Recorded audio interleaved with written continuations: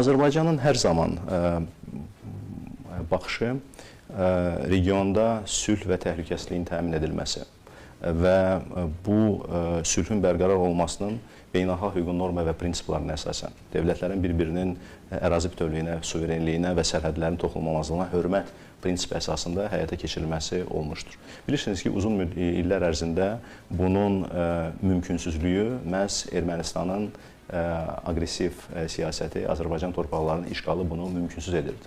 Lakin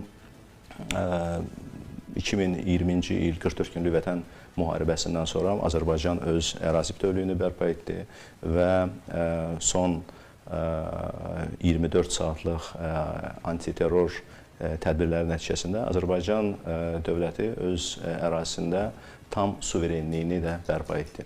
Bundan, yəni bütün bunlardan irəli gələrək biz yenə davamlı olaraq sülh təklifimizdə israrlıyıq. Ermənistan tərəfinə bunu təklif edirik və hesab edirik ki, qeyd olunan qarşılıqlı prinsiplər əsasında biz sülh müqaviləsinin tamamlanmasına hazırıq və belə bir təklif təbii ki, qüvvədədir.